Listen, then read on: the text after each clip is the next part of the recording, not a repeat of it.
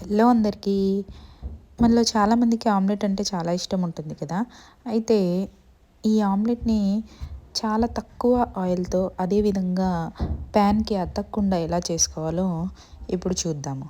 నార్మల్‌గా మనము egg mixture ఏదైతే ఉంటుందో దాన్ని మనము రెడీ చేసుకున్న తర్వాత ప్యాన్ తీసుకుంటాం కదా! ప్యాన్‌లో పైన ఫస్ట్ ఆయిల్ పోయండి.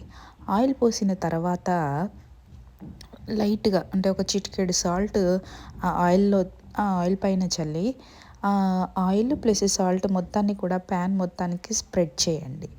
ఇలా స్ప్రెడ్ చేసిన తర్వాత మనము లైట్‌గా ఒక 1 మినిట్ ఆ సాల్ట్ ప్లస్ ఆయిల్ 2 హీట్ అయిపోయిన తర్వాత ఆ ప్యాన్ పైన ఉన్న ఆయిల్ అంతా కూడా పక్కకు తీసేయండి. పక్కకు తీసిన తర్వాత జస్ట్ లైట్ ఆయిల్ మాత్రమే మనకి ఆ ప్యాన్ పైన ఉంటుంది. అప్పుడు ఏదైతే మనము ముందుగా ఎగ్ మిక్చర్‌ని రెడీ చేసుకున్నామో, ఆ ఎగ్ మిక్చర్‌ని పోసుకొని నార్మల్‌గా మనము ఎలా అయితే ఆమ్లెట్ చేసుకుంటామో అలాగే చేసుకోండి.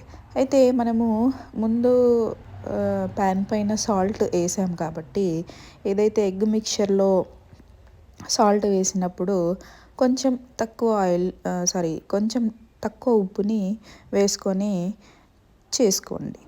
సో, దీని ద్వారా ఏంటి అంటే మనము ఆయిల్ అంతా పక్కకి తీసేస్తాం కాబట్టి అసలు ఆయిల్ అనేది చాలా తక్కువ పడుతుంది. అదేవిధంగా సాల్ట్ ఏస్తాం కాబట్టి ప్యాన్ పైన ఆమ్లెట్ అనేది అస్సలు అతకదండి. దానికి అంటుకోదు. ఇట్లా ఆమ్లెట్ నాన్ స్టిక్ ప్యాన్ అనే కాదు, ఎలాంటి ప్యాన్ పైన అయినా కూడా ఇలా మనము ఆమ్లెట్ అతుకకుండా ఈజీగా చేసుకోవచ్చు. Thank you for watching.